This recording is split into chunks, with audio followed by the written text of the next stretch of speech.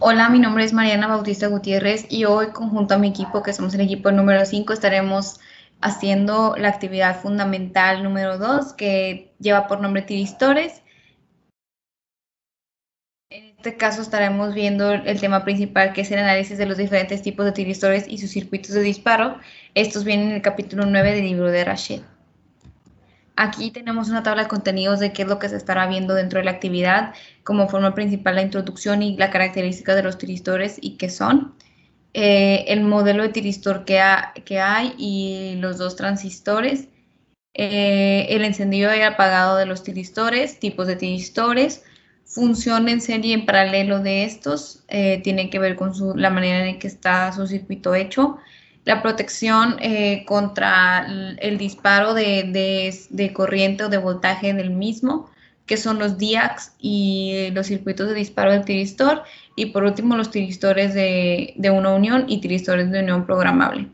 Con esto doy fin a la introducción y mi compañera empezará a hacer la introducción del tema. Gracias.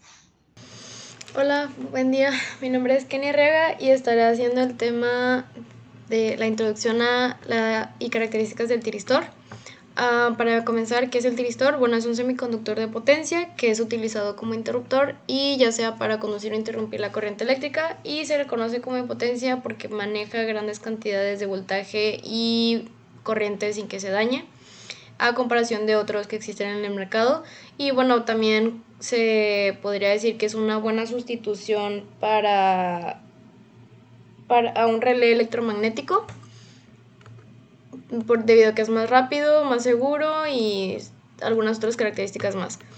De funcionamiento: cuando el voltaje del ánodo es positivo con respecto al cátodo, cuando ponemos una tensión en esta parte, entre estas dos hay una pequeña barrera. Bueno, podemos ver que aquí del ánodo está la P y acá en la negativa está la N. Entonces aquí estaría pasando, pero hay una pequeña barrera aquí en esta parte. Entonces sí se puede llegar a lograr que la corriente fluya de esta manera con esta polarización, pero para que realmente funcione de la manera adecuada se tendría que introducir un voltaje a esta compuerta, que es lo que podemos ver de este lado, que aquí esta es la manera en que funcionaría el voltaje de sentido directo. Voy a utilizar esta. El sentido directo, pero si vamos, si la corriente en fuga aquí llega aumentando a más de cero, pues va a ser más rápido el disparo y va a comenzar a conducir. Bueno, aquí o sea, cuando esté directo pero no esté esta corriente, estaría apagado. Y el encendido es si el voltaje del ánodo del cátodo pues sí, se incrementa a un valor suficiente grande, pues la unión J2, que es como la pequeña barrera polarizada en el sentido inverso, se rompe y pues sería como ruptura por avalancha y correspondiente a voltaje de ruptura. Y como las otras uniones J1 y J3, que serían las respectivas a ánodo y cátodo, están polarizadas en sentido directo, los portadores se mueven libremente, o sea los electrones, y la corriente fluye a través de las tres uniones, y pues así tendríamos nuestro funcionamiento del tiristor, el cual la única manera de apagarlo sería volviendo la corriente de compuerta o de mantenimiento menor o sea, sí, que sea menor, y bueno, pues o aplicando, desconectando y que el voltaje sea cero. Aquí tenemos el segundo capítulo, que sería modelo de tiristor y dos transistores. De análisis del circuito de disparo, tenemos que la corriente del colector de un tiristor está relacionada con la corriente del emisor, y la corriente de fuga de un colector base como colector base de O, como esta manera. Esta sería la ganancia de corriente de la base según se define, como A es aproximadamente la corriente del emisor entre la corriente la corriente del colector entre la corriente del emisor para el transistor Q1, y la corriente del emisor y la corriente del ánodo y la corriente del colector 1 se puede determinar de esta manera, que la corriente del corrector es igual a la ganancia 1 por la corriente K y la corriente de unión colector base, y donde A alfa 1 es la ganancia de corriente de colector base, colector base, sí, es la corriente de fuga para esta misma, teniendo esta ecuación, y donde alfa 2 es la ganancia de corriente del colector base 2 y la corriente de fuga de Q2. Entonces tendríamos esta ecuación donde IA es la corriente del colector 1, colector 2, se suman, y para obtener la de compuerta despejaríamos teniendo esta ecuación, y durante el proceso de encendido del tiristor hay un efecto regenerativo donde la retroalimentación es positiva y un tiristor se puede encender con una pequeña corriente de compuerta y permanecer en estado de conducción con un valor grande de corriente anádica, que es algo de lo que mencionaba antes. La única manera de apagarlo, de que el interruptor se abra de nuevo, como, bueno, sí, como se dice, o sea, podría funcionar como un interruptor, pues se tendría que bajar el voltaje a 0. Hola, muy buen día. Mi nombre es Andrea Cortés y estaré explicando el tema número 3, encendido y apagado. Bueno, es bien importante conocer cómo se enciende un tiristor, y esto se hace al aumentar la corriente del ánodo. Se puede realizar de diferentes maneras, ya sea de manera térmica, por luz, alto voltaje, corriente de puerto, de VDT. Se va a explicar brevemente cada uno de ellos. Si la temperatura de un tiristor es alta, el número de pares de electrón hueco crece, lo que incrementa la corriente de fuga. Esto aumenta que las corrientes, este aumento de las corrientes hace que alfa 1 y alfa 2 se incrementen. Y esto, a su vez, produce que el tiristor se encienda. El siguiente es encendido por luz, el cual permite que la luz incida en la unión del tiristor. Los pares de electrón huecos se incrementan y el tiristor se puede encender. El siguiente es encendido de tiristor por alto voltaje. Si el voltaje directo del ánodo a cátodo es mayor que el voltaje de ruptura en sentido directo, VBO, fluye suficiente corriente de fuga para iniciar el encendido regenerativo. Este tipo de encendido puede ser destructivo, entonces por lo tanto no es muy utilizado o no muy conveniente de utilizar. El siguiente es corriente de compuerta, y dice que si un tiristor se polariza en sentido directo, la inyección de corriente de compuerta al aplicar un voltaje de compuerta positivo entre la compuerta y el cátodo enciende el tiristor. Aquí podemos ver en la figura 9.7 los efectos de la corriente de compuerta en el voltaje de bloqueo en sentido directo. El último es de VDT, que es el más utilizado. Podemos ver la ecuación 9.6, que habla sobre la corriente a través del capacitor CJ2. Y dice que si la tasa de elevación de voltaje de ánodo a cátodo es alta, como es alta la corriente de carga de las uniones capacitivas, puede ser lo suficiente para que encienda. Eso es lo que provoca su funcionamiento. Pero un alto valor de corriente de carga pues puede dañar el tiristor. Por eso es necesario que esté protegido. Y ahí los fabricantes especifican un DVDT máxima permisible. En esta diapositiva podemos observar la característica de encendido de un tiristor al momento de aplicar una señal en el ánodo. Entonces, tienen varios parámetros. TON, pues es el tiempo de encendido, el tiempo de retardo también se le puede llamar así, entre la aplicación de la señal de compuerta y la conducción del tiristor. TD, por su parte, es el intervalo de tiempo entre el 10% de la corriente de la compuerta y G, y el 10% en estado de encendido IT. TR es el tiempo requerido para que la corriente del ánodo suba de 10 a un 90% del estado de encendido. Estos son valores que se van a utilizar o que se van a ver en las gráficas para que se tengan entendido. Hay varios puntos, 3 puntos importantes al momento de diseñar un circuito que hay que tomar muy en cuenta, ya que la señal de compuerta pues debe retirarse inmediatamente después de que el tiristor enciende, es decir, no es continua, no se queda ahí. En caso de ser así, puede aumentar la pérdida de potencia y es algo que no se busca. El segundo punto es que aunque el tiristor esté polarizado en sentido inverso, no debe haber una señal de compuerta, pues de lo contrario el tiristor puede fallar por una corriente de flujo incrementada. Y el número 3 es el ancho de pulso de la compuerta TG debe ser más grande que el tiempo requerido para que la corriente del ánodo suba hasta el valor de la corriente del cerrojo IL. Muy bien, aquí se tiene un problema para determinar el valor crítico de VDT para un tiristor y te da ya el valor en la redacción de CJ2 y de IJ2 de 16 miliamperes. Entonces sustituimos con las unidades pertinentes y nos da ese resultado. Entonces es muy fácil ya que ya teníamos la ecuación antes de desarrollar.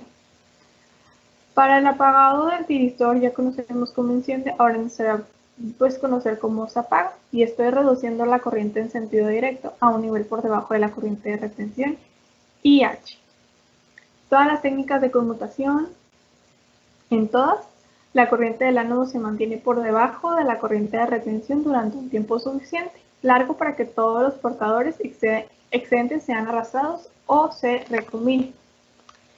Se dice que al final del apagado se forma una capa de agotamiento a través de la unión J2 y el tiristor recupera su capacidad para soportar el voltaje en sentido directo. En todas las técnicas de conmutación se aplica un voltaje inverso durante el proceso de apagado, obviamente. El tiempo de apagado TQ es el valor mínimo de intervalo de tiempo entre el instante de la corriente de estado encendido, se ha reducido a 0, y el instante que el tiristor es capaz de soportar un voltaje de sentido directo sin encenderse. Muy bien, bueno, vamos a pasar con el tema número 4, que es tipo de tiristores. Es necesario aclarar que los tiristores se fabrican solamente por difusión o casi exclusivamente por difusión y que la corriente del ánodo requiere un tiempo finito. Ya dijimos que no es necesario estar continuo. De ser continuo puede dañar. Entonces, otro punto importante es que los tiristores son fáciles de encender con un pulso corto, eso ya lo dijimos. Y para apagar se requieren circuitos especiales o de control o estructuras internas especiales, como ya se mencionó anteriormente. Y por eso hay varias versiones de tiristores, cada una con sus especificaciones, características que los identifican. Claro que siempre se está buscando que sean mejores y para mejorar la capacidad de apagado, la capacidad de encendido y la calidad, etc. Entonces, a continuación voy a explicar las primeras 3 categorías de estas 13. Aquí aparecen, de igual forma se van a ir mencionando. La primera es los tiristores controlados por fase, que funciona en la frecuencia de línea y se apaga por conmutación natural. Comienza a conducir en sentido directo y cuando se hace pasar por un pulso de corriente de disparo de la compuerta de cátodo y de inmediato se mantiene en conducción completa y con una baja caída de voltaje en sentido directo. Aquí es bien importante este punto en la que no puede ser que su corriente regrese a cero con una señal de compuerta. En vez de eso, ¿qué tiene? Pues un comportamiento natural para que llegue a cero. No, es decir, no es forzada. Cuando la corriente de ánodo llega a cero, el tiristor recupera su capacidad en muy pocos microsegundos. De bloqueo inverso, de voltaje de bloqueo inverso, y eso puede hacer que otra vez se le aplique el pulso y para que vuelva a encender. Pues dice que es muy adecuado para aplicaciones de baja velocidad de conmutación. Aquí podemos ver que se tiene, este es un transistor, dice que los transistores modernos utilizan una compuerta amplificadora. Esta es la compuerta amplificadora. Este es el tiristor auxiliar que menciona, que se controla por una señal de compuerta, que es esta misma. Y la que manda o se le aplica una señal de compuerta al tiristor principal, que es TM, como se muestra aquí. Estos valores que vienen acá, para no hacer más larga la presentación, se hizo un resumen al final. Ahorita se los muestro. Aquí te aparecen un resumen de las ventajas y limitaciones que tiene. Pues ventajas: encendido simple, dispositivo de retención, la ganancia de encendido es muy alta, dispositivos de bajo costo, alto voltaje y alta corriente. Las limitaciones es muy importante este punto porque son las mismas que para los siguientes dos tipos de utilizadores. Tiene una baja velocidad de conmutación, muy adecuado para aplicaciones de conmutación por línea entre 50 y 60 Hz. Y no se puede apagar con controladores de corriente, como ya lo mencionamos.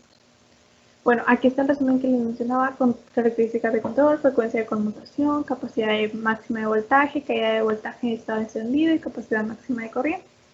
Estos valores se pueden comparar con los siguientes tipos de tiristores, y pues ahí es una tabla comparativa de eso. El siguiente son los tiristores bidireccionales controlados por fase, los BCT, en los cuales son muy interesantes ya que combinan los anteriores con estos, solamente que ahora se tienen dos tiristores. Y eso pues, ¿qué es lo que provoca? Pues un diseño que esté más compacto, mejora el sistema de enfriamiento y aumenta la confiabilidad del sistema. Son adecuados para aplicaciones como compensadores estáticos de Volt-Ampere activos, interruptores estáticos, etc. Aquí se tiene el símbolo en la imagen 9.11 en el inciso A, el símbolo de un VCT. En la B, en la letra B, puede ver cómo están los dos tiristores conectados. Un reto bien importante de aquí es las interferencias que pueden haber entre ellos debido a su cercanía. Entonces es algo que se trabaja. Y pues las regiones 1 y 2 en la figura 11C, son las más sensibles con respecto a las sobrecorrientes que tiene voltaje inverso reaplicado y la capacidad TQ de VCT. Para el encendido y el apagado, un VCT tiene dos compuertas, una que para activar la corriente en sentido directo y otra para la corriente en sentido inverso. Este tiristor se enciende con la aplicación de una corriente pulsante a una de las compuertas. Se apaga si la corriente del ánodo cae por debajo de la corriente, como ya lo vimos. Tiristores bidireccionales controlados por fase pues tienen estas ventajas y limitaciones, que de hecho son iguales, solamente que estos tienen dos compuertas, como ya dijimos, y pues obviamente fluye la corriente en ambas direcciones porque se tienen dos tiristores. Las limitaciones son las mismas que las anteriores. Este es el resumen, que también se puede comparar con el anterior. Y por último se tienen los tiristores ASCR, que es aquí podemos ver la figura 912, que así se ven realmente. Estas se utilizan en aplicaciones de alta velocidad de conmutación forzada. Tienen un tiempo de apagado rápido de 5 a 50 microsegundos. La caída en sentido directo en estado de encendido varía aproximadamente con una función inversa del tiempo de apagado TQ. Este tipo de tiristor también se le conoce como tiristor inversor. Esos tiristores tienen una alta DVDT, que es típicamente de 1000 volts sobre microsegundo, y una DIDT de 100 amperes sobre microsegundo. El apagado rápido y la DIDT son altas, son muy importantes para reducir el tamaño y el peso de los componentes de conmutación o del circuito reactivo. Muy bien, a esos mismos datos que vienen aquí, como antes, vienen resumidos en esta apartado para que puedan ser comparados. Y pues bueno, eso sería todo de mi parte. A continuación, mi compañero, que presentará los siguientes tipos de tiristores. Bueno, para continuar con los tiristores, los tipos de tiristores, tenemos los apagados por compuerta o los gate turn off tiristor, no me acuerdo cómo es, pero bueno, la idea es que se apagan por la misma compuerta de disparo. Tenemos que un GTO es muy similar a un SSR, solamente que de principal diferencia tiene que, si podemos cerrar, volver a apagar que se abra como el interruptor de la que está funcionando. Sería de esta manera más o menos para que quede más gráfico. O sea, si tenemos aquí el interruptor y pues acá la compuerta, que es la que lo cierra. Una vez que ya está cerrado, conduciendo, pues en un SCR no habría manera de volverlo a abrir, al menos que se apagara, y con este sí se puede apagar, de manera que solamente se tiene que ingresar un pulso negativo, y esa sería la manera en que se volvería a abrir, volvería a este estado en el que estaba. Y bueno, aquí está un pulso, se enciende un pulso corto positivo y se apaga con un pulso corto negativo. Aquí lo tenemos. Y aquí sería ya todas las equivalencias de cómo se vería.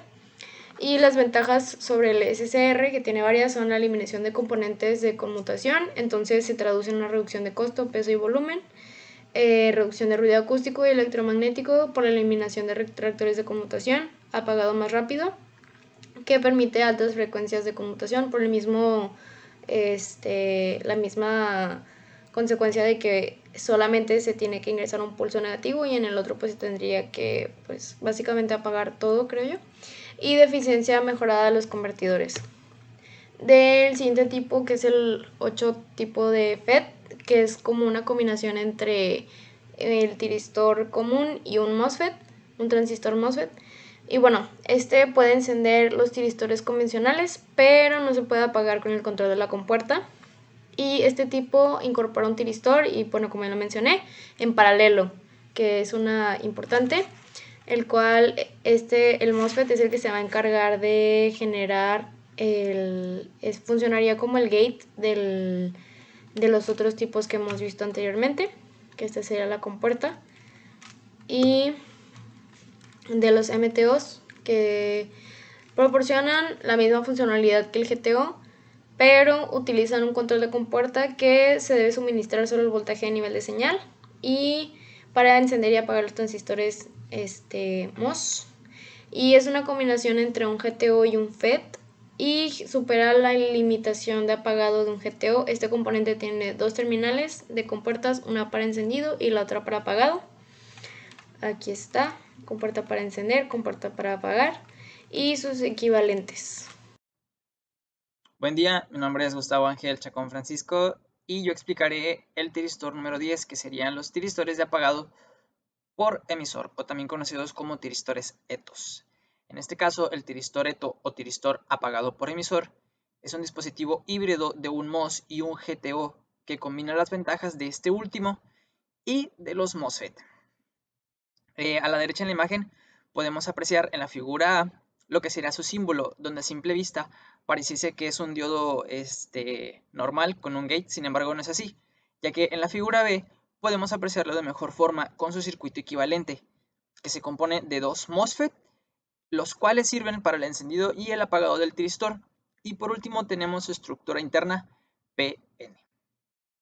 Cabe mencionar que el ETO tiene dos compuertas, una normal para encenderlo, que sería el gate que tenemos aquí, y una MOSFET en serie para apagarlo, que sería la que tenemos por este lado. Además, se han probado ETOs con capacidad de corriente de hasta 4 kA y capacidad de voltaje de hasta 6 kV. Cabe mencionar que para el encendido y el apagado de estos tiristores se maneja de una manera bastante peculiar. El ETO se enciende aplicando voltajes positivos a las compuertas 1 y 2. En la estructura PN podemos ver dónde está la compuerta 1 y dónde está la compuerta 2. El encendido de este tiristor se realiza aplicando voltajes tanto en esta compuerta como en la otra. Esto se debe debido a una inyección de corriente en la compuerta del GTO. Como podemos apreciar, aquí está la compuerta del GTO por la compuerta 1, que entra por este lado, aplicando una corriente por aquí, por lo que sería la compuerta 1 a través del GTO, se estaría encendiendo lo que sería nuestro tiristor. En cambio, para el apagado, se efectúa cuando se aplica una señal de voltaje negativo al MOSFET. En este caso, sería por esta parte, este sería el MOSFET que se encuentra en serie, y aplicando una corriente o voltaje negativo por esta compuerta, el tiristor se estaría apagando, ya que aplicando este voltaje negativo se detendría el proceso de retención regenerativa y resultaría en un apagado bastante rápido. Además, estos tiristores tienen ventajas y limitaciones como todos los demás. En este caso, una de las ventajas es que debido al MOSFET en serie, la transferencia de corriente hacia la región del cátodo es bastante rápida y el apagado también es bastante rápido, como ya lo mencioné. Además, el MOSFET en serie conduce la corriente principal del ánodo. Pero algunas de sus limitaciones son bastante similares a las de los tiristores GTOs, ya que tienen una larga cola de corriente durante el apagado. Además, el MOSFET en serie tiene que conducir la corriente principal del ánodo, por lo que se incrementa la caída de voltaje en estado de encendido y también las pérdidas por conducción. Esto es aproximadamente entre 0. a 0.5 volts. En resumen,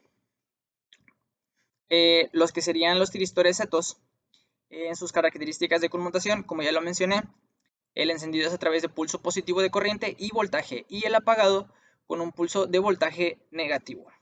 La frecuencia de conmutación está en un rango intermedio de 5 kHz.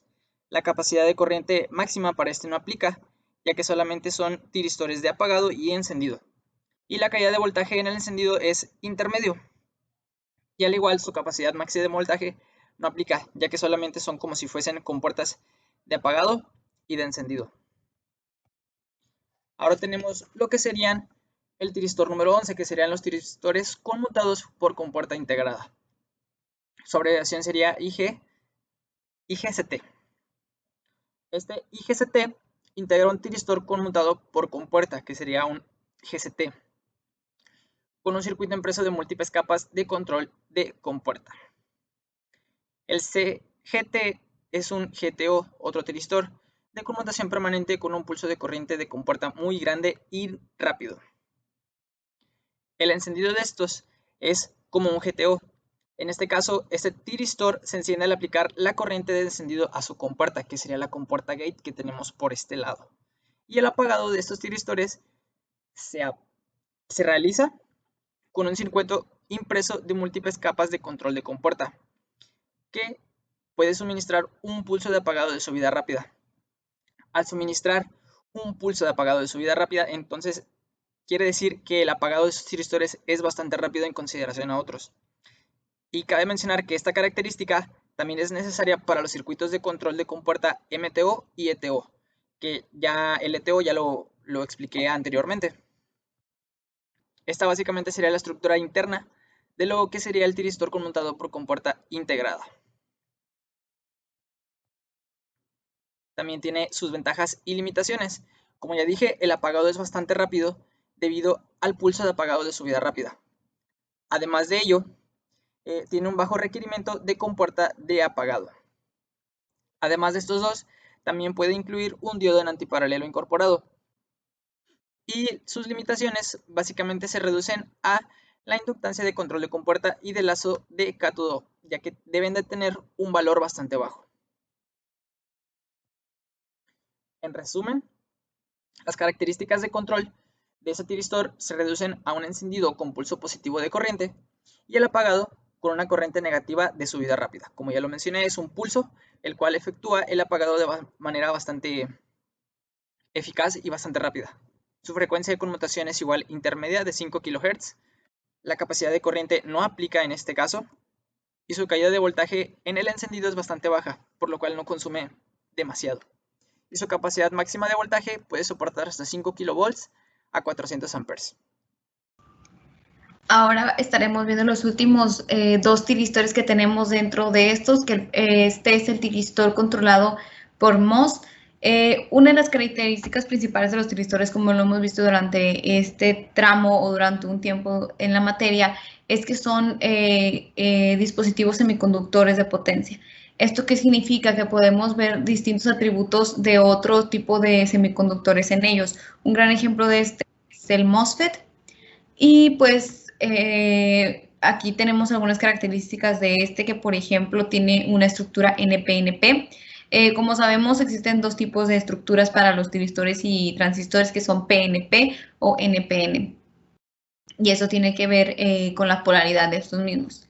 Una de las cosas importantes aquí, o una de sus características más importantes, es que el ánodo, que sé que tenemos aquí, nos sirve para como terminal de referencia con respecto a las señales de compuerta o las señales de entrada que tiene este tiristor y que estos pueden operar de manera controlable. Aquí tenemos más características de las más importantes de este tiristor, que es que su caída de voltaje durante la conducción de potencia es baja, que esto es algo bueno. Además de que tienen pérdidas bajas en la conmutación dentro del circuito y una capacidad baja de bloqueo de voltaje inverso. ¿Esto qué quiere decir? Que esto tiene una capacidad mínima de bloqueo de voltaje que se está introduciendo dentro del circuito. Y por último estaremos viendo que son los tiristores de inducción estática, que conocemos por las siglas SITH.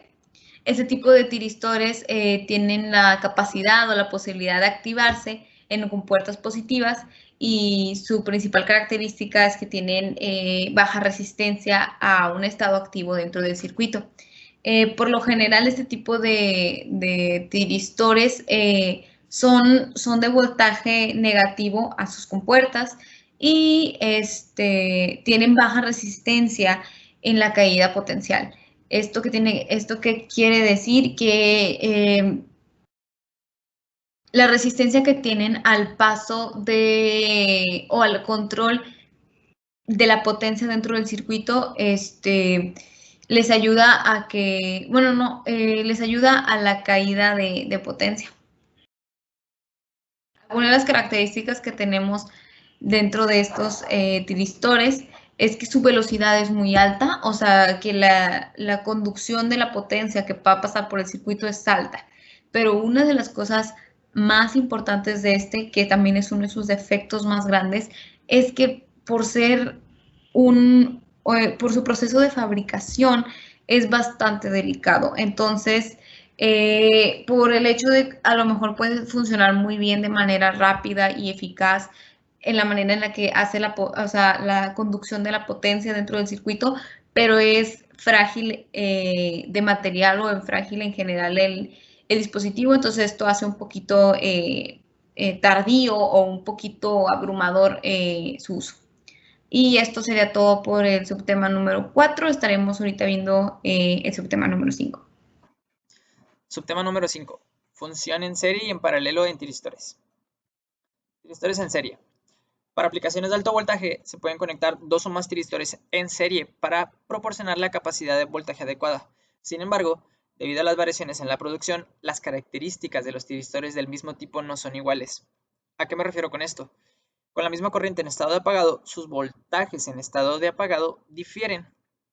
Y por lo común, el reparto del voltaje se logra conectando resistores en paralelo con cada tiristor, como se puede apreciar en la imagen 9.30 de la derecha.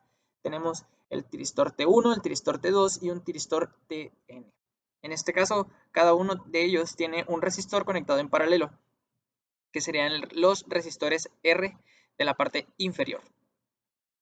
Para un voltaje compartido por igual, las corrientes en estado de apagado difieren de igual forma.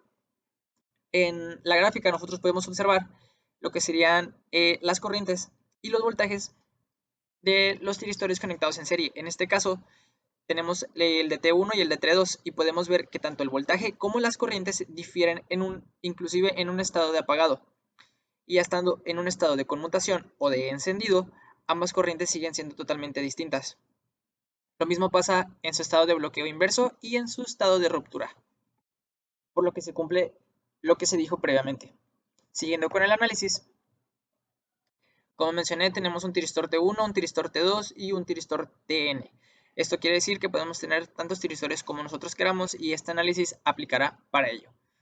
En este caso, sean el número de tiristores que sean en la cadena, la corriente en estado de apagado del tiristor 1 es la corriente del ID1, que sería la que tenemos por este lado. Y la de los más tiristores son iguales, de modo que la corriente del tiristor 2 es igual a la corriente del tiristor 3 y posteriormente es igual a la corriente ya sea del tiristor 4, 5 o los que tengamos conectados en serie después del tiristor 1. Pero siempre la corriente del tiristor 1 va a ser menor a la corriente de todos los demás tiristores. En este caso, entonces, como el tiristor T1 tiene la corriente mínima en estado de apagado, este mismo tiristor comparte y tiene el voltaje más alto, por lo que si la corriente I1 es la corriente a través del resistor R en paralelo con T1, que sería, aquí tenemos I1, las corrientes a través de los demás resistores son iguales, de modo que la corriente I2 va a ser igual a la corriente I3 que le siga, y a la I y después va a ser igual a la IN, y a las corrientes posteriores que estén conectados todavía dentro de la cadena. Por lo que la difusión de la corriente en estado de apagado sería de la siguiente manera.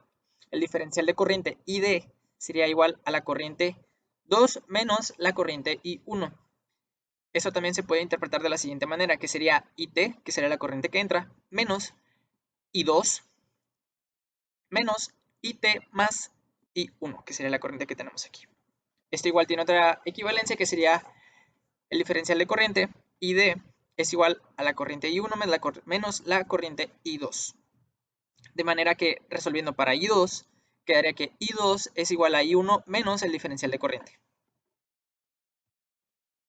Posteriormente, como ya mencioné, el voltaje a través de T1, el voltaje a través de aquí sería V de 1, que eso sería igual a el valor del resistor por la corriente que está circulando por este lado, que sería I1.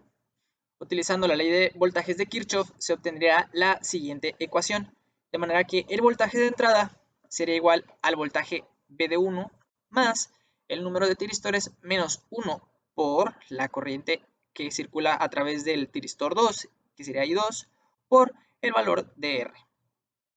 De manera que haciendo y aplicando un poco de álgebra, resultaría que el voltaje de entrada es igual al número de tiristores por el voltaje de 1 menos el número de tiristores menos 1, todo esto multiplicado por R por el diferencial de corriente. Cabe mencionar que el diferencial de corriente ya se analizó previamente. Despejando la ecuación, para obtener el voltaje V de 1 a través de T1 se obtiene de la siguiente manera. Despejando lo que sería el voltaje de entrada, tendríamos que el voltaje a través de V de 1 es igual a Vs más el número de tiristores menos 1 por el valor del resistor en paralelo por el diferencial de corriente entre el número de tiristores. Como ya mencioné, el tiristor 1 tiene la corriente más pequeña, pero en cambio tiene el voltaje más alto, por lo que sería el voltaje máximo, cuya diferencial de corriente es máxima. Entonces, para cuando la corriente I de 1 es igual a 0, el diferencial de corriente sería igual a I2. La ecuación da el voltaje de estado permanente en el peor de los casos a través de T1. En este caso, sustituyendo la ecuación que tenemos aquí, en esta ecuación sustituyendo el diferencial ID por I2 quedaría de la siguiente manera, que sería VDS máximo, sería igual al voltaje de entrada más el número de tiristores menos 1 por el valor del resistor por la corriente que está circulando en I2 entre el número de tiristores. Posteriormente, el voltaje transitorio que circula por T1, por el transistor 1, se puede determinar aplicando la relación de diferencia de voltaje, donde podemos ver que Q1 es la carga almacenada en el tiristor 1 y Q2 es la carga de los demás tiristores, de modo que esta carga es igual en todos los tiristores, siempre y aplicando la misma condición anterior. La carga almacenada en el tiristor 1 siempre va a ser menor a la de los demás. Posteriormente, sustituyendo la ecuación del voltaje transitorio en lo que sería el voltaje a través de V de 1, nos quedaría de la siguiente manera, de modo que el resistor por el diferencial de corriente ID es igual a la relación de diferencia de voltaje entre lo que sería la capacitancia. Sustituyendo este valor dentro de la ecuación 2, nos quedaría que V de 1 es igual a 1 entre el número de tiristores por el voltaje de entrada más el número de tiristores menos 1 por la relación de diferencial de voltaje Q entre la capacitancia del capacitor número 1, el que sería el que está conectado a través del primer tiristor, perdón. Posteriormente, el voltaje transitorio compartido en el peor de los casos sería el voltaje transitorio máximo. Ocurre cuando el valor de la carga almacenada en el transistor 1 es igual a 0, por lo que el diferencial de carga sería igual a Q2, que sería la carga almacenada nada más en el tiristor 2. De manera que el voltaje transitorio máximo quedaría como se muestra aquí en la fórmula. Además, tenemos un factor de reducción de capacidad DRF, que normalmente se utiliza para incrementar solamente la confiabilidad de la cadena. Y este quedaría definido como, que sería el factor de reducción de capacidad es igual a 1 menos el voltaje de entrada entre el número de tiristores por el voltaje transitorio máximo. Y esto nos daría el factor de reducción de capacidad. Aplicado de otra manera, tenemos el ejemplo 9.3, que con este explicamos cómo determinar el voltaje compartido de los tiristores conectados en serie. En este caso, se tiene una cadena de 10 tiristores para soportar un voltaje de corriente directa de 15 kV. La corriente de fuga máxima y las diferencias de carga de recuperación de los tiristores son de 10 mA y 150 micro de capacitancia. Respectivamente, cada tiristor tiene una resistencia que comparte un voltaje de 56 kΩ y una capacitancia 1 de valor de 0.5 microfaradios.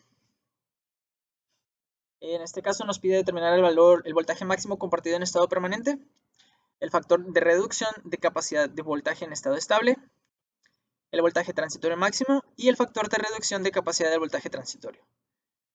En la solución tenemos lo que sería el voltaje máximo compartido en estado permanente.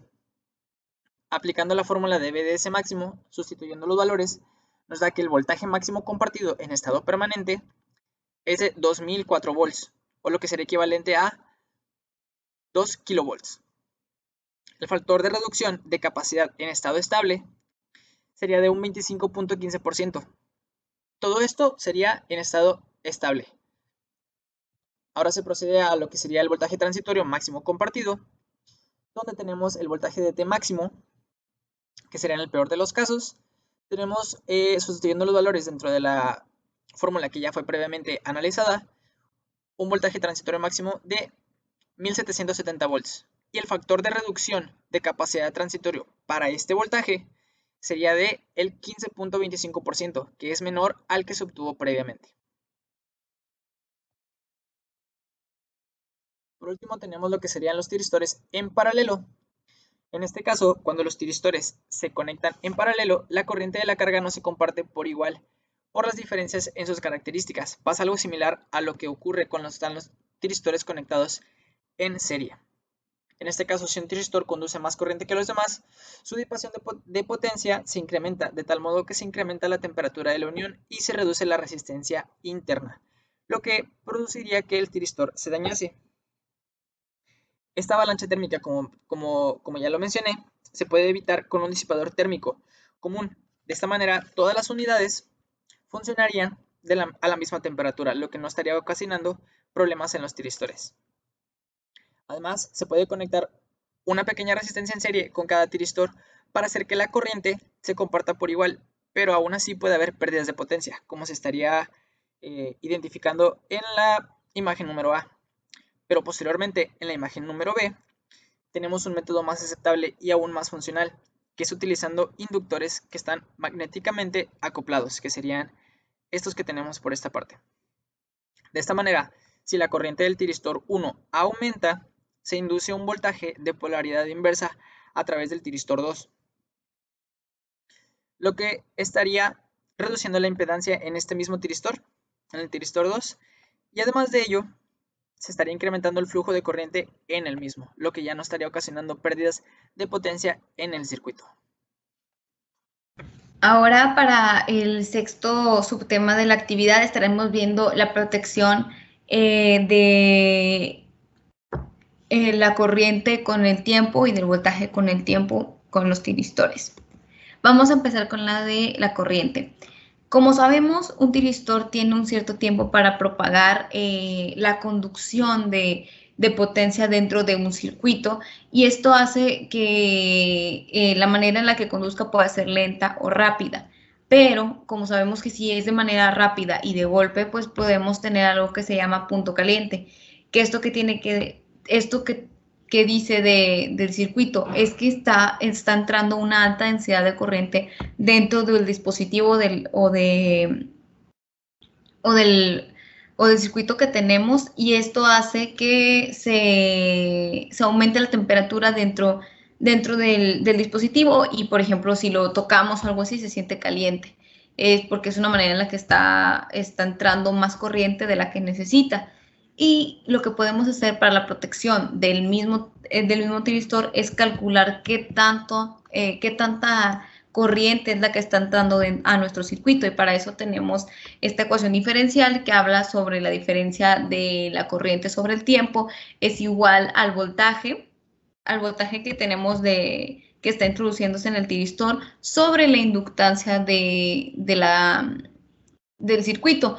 Que para tener de ejemplo, aquí tenemos un circuito, el cual aquí tiene su voltaje de entrada, su inductancia, además de que podemos decir que es un circuito RCL, porque aquí tenemos su inductancia, su resistencia, capacitor y un diodo. Es algo importante de decir, ya que aunque tengamos las medidas exactas de componentes que se esté utilizando el tiristor indicado para la función que queremos hacer, es importante saber qué tanto nuestro tiristor está protegido de sufrir un daño por exceso de corriente que está entrando dentro de él. Además, tenemos aquí otra forma de ver la protección, pero ahora tiene que ver con el voltaje. Como sabemos, aquí en este caso hablamos de cuánta corriente se le está administrando al circuito. En este caso estamos viendo qué tanto voltaje se le va a administrar y la protección que debe de tener o que podemos nosotros hacer para que nuestro circuito no se dañe y nuestro tiristor no esté dañado. Una de las cosas más importantes, aquí tenemos ya la ecuación y tenemos aquí mismo, es que tenemos dos circuitos, aquí en este caso es un circuito RC y uno con un capacitor.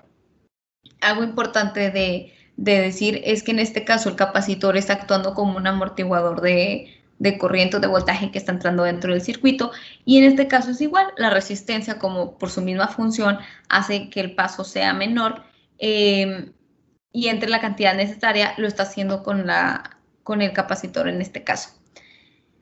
Y de esta forma podemos conocer el voltaje, la diferencia con la ecuación que tenemos aquí, la diferencia de voltaje sobre el tiempo que estamos utilizando. En este caso, por ejemplo, habla sobre un voltaje 0.632 volts. En este caso, tenemos aquí dos opciones. Si lo podemos hacer con el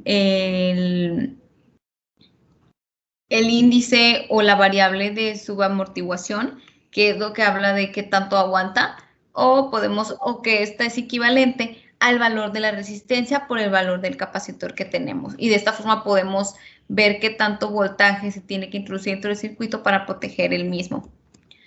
En este caso aquí lo tenemos, que fue lo que expliqué ahorita, que es la constante de tiempo del valor del amortiguador, que es el número de la resistencia que tenemos y el número de capacitor multiplicado. Otra de las formas más importantes y que tenemos que tener en cuenta de esto es que hay muchas maneras de sacarlo. Por ejemplo, si no llegamos a tener la resistencia en sí, o si nada más nos dan la corriente, pero no nos dan los otros componentes, tenemos que tener en cuenta que existe otra forma de sacarlo para poder sacar cuál es la protección en base al voltaje. En este caso nos están dando la corriente de descarga, que también se puede hacer para sacar la RS, que es para sacar esta ecuación de acá, para sacar el voltaje. Y de igual forma siempre hay una solución para sacarlo, pero en este caso si no tenemos la corriente de descarga, lo que nos ayuda a ver la limitación van a ser el número de resistencias que tenemos. Entonces para sacar esto es el voltaje de entrada que ya estamos administrando sobre la sumatoria de las resistencias que tengamos dentro del circuito. Y aquí, por último, tenemos dos circuitos y aquí, por ejemplo, esto es muy importante, que es la gráfica que nos mantiene aquí, por ejemplo, de la constante, donde más o menos está, el voltaje que está entrando sobre el tiempo de lo que estuvimos hablando, cuánto voltaje se administra, aquí están las líneas, y cuál es la curva que hace para que esto quede de manera, por ejemplo, aquí, que es lo más alto que tenemos de voltaje, que es la forma para que quede. Y en este caso tenemos el circuito, que es una manera de representar lo que se estuvo hablando. Y por último, una forma también un poco más compleja, que es con una ecuación de segundo grado para sacar la relación de amortiguamiento que existe dentro del circuito, es esta misma, que en este caso tenemos que el amortiguamiento es igual a la resistencia que tenemos RS más la resistencia, otra resistencia que hay, o si nada más existe esa, entre 2 por la raíz del capacitor que ya teníamos sobre las inductancias que se está respectivas en cada circuito, lo que podemos ver en este. Y eso sería todo para su tema número 6. Hola, buenas tardes. Mi nombre es Jesús Daniel Antonio Drintal, de matrícula 1942619, de la clase de Diseño de Sistemas Electrónicos de Potencia. Esta vez les estaré exponiendo 3 temas. Dentro los primeros 2 son el DIAC y circuito de disparo de tiristor. Primero que nada tenemos los DIACs. Los DIACs también son conocidos como diodos de corriente alterna. Son confundidos con los TRIACs, nada más que los DIACs carecen de lo que sería una compuerta gate, así que su conmutación de encendido y apagado se basa en otros principios que posteriormente hablaremos. Podemos ver también el corte seccional y podemos ver que su estructura interior está basada en PNP. A su vez, tienes dos entradas de lo que sería MT2 y MT1. La conmutación del DIAC es fácil de entender. Lo único que hay que hacer es alimentar por alguna de sus entradas de lo que sería MT2 y MT1 y tener que romper lo que sería la unión NP de cualquiera de los dos sentidos. Si se va de MT2 se estaría rompiendo el N2P2 y si se va de MT1 se tendría que romper la unión N2P1. A su vez tenemos el comportamiento del DIAC, el cual se basa nada más en romper lo que sería la unión ya antes dichas, pero hay 3 datos interesantes. Los primeros es que a pesar de que no está en funcionamiento lo que sería nuestro DIAC, también aún así permite pasar lo que sería un poco de corriente. Otro dato interesante es que cuando ya conmuta para poder pasar el voltaje se exponencia muy rápido y pasa mucho voltaje en muy corto tiempo. El tercer dato interesante sobre la conmutación de los DIACs es que al estar conmutado en encendido y estar pasando lo que será el voltaje, también estaría pasando la corriente, por lo cual tenemos un diferencial de voltaje gracias a este flujo de corriente.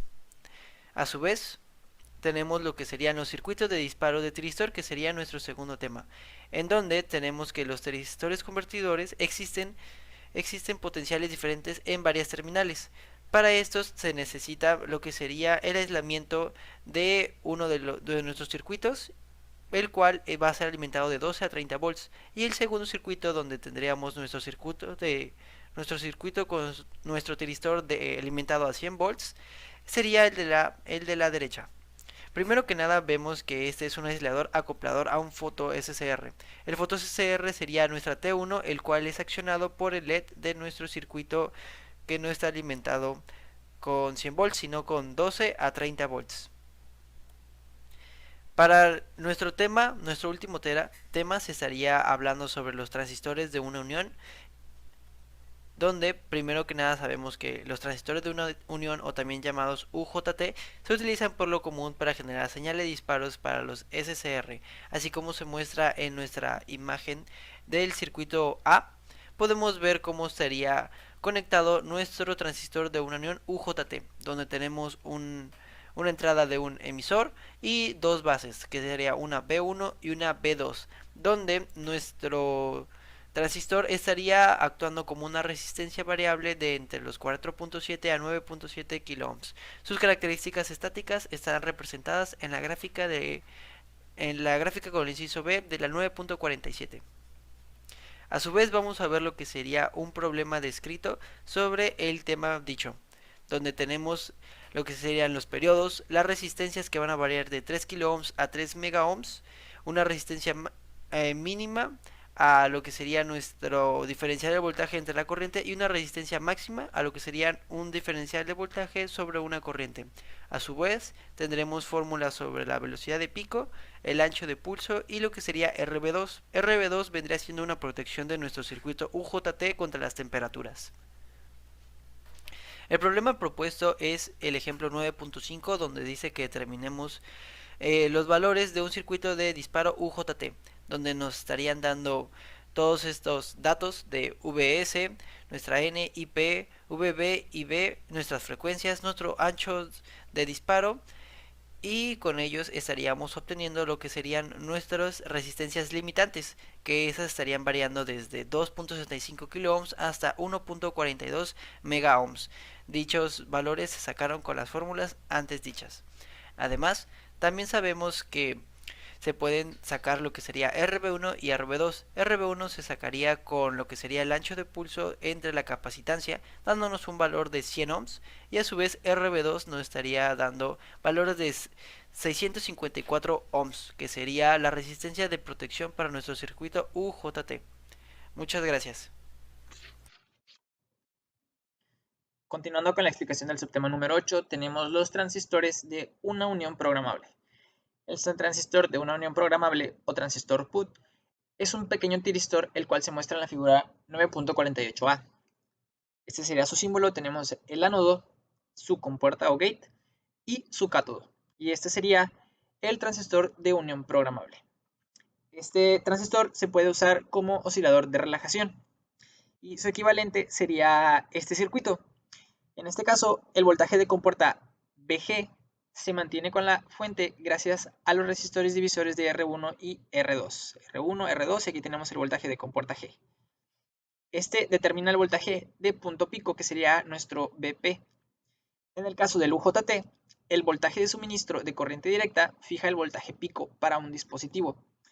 Sin embargo, este voltaje pico se puede hacer variar modificando los resistores R1 y R2. Para su encendido y apagado, es importante mencionar que si el voltaje en el ánodo, entonces en este caso sería el voltaje de A, es menor que el voltaje de la compuerta, que el voltaje de VG, el dispositivo puede permanecer apagado. En cambio, si el voltaje en el ánodo, o sea, el voltaje A, es mayor que el voltaje en la compuerta, voltaje G, en este caso se estaría encendiendo lo que sería el transistor de unión programable. Las fórmulas básicas para el análisis de este circuito sean las siguientes. Como dijimos, nuestro voltaje pico está dado en relación a los valores de R1 y R2, ya que modificando estos valores nosotros podemos modificar el voltaje pico de nuestro circuito, ya sea hacerlo mayor o de menor amplitud. Todo esto multiplicado por el voltaje de entrada. Dentro de lo que sería el circuito manejamos una relación intrínseca dentro de los voltajes, de manera que el voltaje pico entre el voltaje de entrada nos estaría dando lo que sería la relación intrínseca. De igual forma podemos sacar este valor con las resistencias R1 y R2, como se ve representado en esta manera. También tenemos lo que sería la corriente de compuerta IG en el punto valle, donde esta se puede obtener haciendo la siguiente ecuación, que sería 1 menos la relación intrínseca multiplicado por BS entre el valor de RG. RG va relacionado con los valores de R2 y R1. Tenemos también el periodo de oscilación, y este lo podemos obtener de la siguiente manera. Tenemos la carga R, la carga C, multiplicado por el logaritmo natural de 1 más el valor de R2 entre R1. Cabe mencionar que R y C controlan la frecuencia junto con R1. Es por ello que nosotros a través de esta ecuación podemos obtener lo que sería el periodo de oscilación. Por último tenemos las fórmulas para sacar los valores de R1 y R2. Estos los podemos sacar con relación al valor de RG, donde RG es igual a R1 multiplicado por R2 entre R1 más R2. Posteriormente tenemos el ejemplo 9.6, cómo determinar los valores de circuito de un circuito de disparo de UJT programable. En este caso estaremos analizando este circuito de la figura B con los siguientes valores.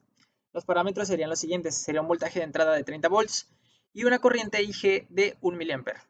La frecuencia de oscilación estaría dada a 60 Hz y el ancho de pulso TG serían 50 microsegundos y el voltaje pico de disparo sería de 10 volts. En este caso, para obtener lo que sería el periodo de oscilación, nos está dando la frecuencia, por lo que no es necesario aplicar la otra fórmula. En ese caso solamente dividiríamos 1 entre la frecuencia de oscilación y tendríamos un periodo de 16.67 microsegundos. Nuestro voltaje pico lo sacamos a través de VBR, recordando que VBR es igual a BP. En este caso tenemos nuestro voltaje pico y nos están diciendo que el voltaje pico es de 10 voltios. Tomando un valor de carga C igual a 0.5 microfaradios, obtenemos lo que sería la resistencia K. En este caso sería el valor del ancho de pulso, que serían 50 microsegundos, dividido entre lo que sería el valor de la capacitancia, que serían 100, y nos estaría dando un valor de resistencia de 100 ohms. La resolución intrínseca, como dije, la podemos obtener con el voltaje de entrada y con el voltaje pico de disparo. En este caso, nuestro voltaje pico de disparo son 10 volts y nuestro voltaje de entrada, VS, son 30, por lo que la relación intrínseca sería de 1/3. Para obtener el valor de la carga R, podemos despejar R de lo que sería la fórmula para obtener el periodo de oscilación. De esta manera despejamos R de esta ecuación, quedándonos que R es igual a el periodo de oscilación entre la carga C multiplicando el logaritmo natural de VS entre VS menos el voltaje pico, que sería el voltaje de entrada y el voltaje pico, dándonos un valor, después de sustituir los valores, de 82.2 kiloohms para la carga R. Por último, para obtener el valor de RG, tenemos que sustituir de la ecuación de la corriente IG el valor de R. Por lo que al momento de sustituir y cambiar los valores por los que ya conocíamos, tenemos un valor de carga RG de 20 kiloohms. Por último, para resolver los valores de R1 y R2, tenemos las fórmulas directas, por lo que ya conocemos el valor de RG y la relación intrínseca, por lo que solamente sustituimos y tenemos un valor de R1 de 60 kiloohms y para R2 tenemos un valor de 30 kiloohms. Y esto sería todo por nuestra actividad fundamental número 2. Muchas gracias.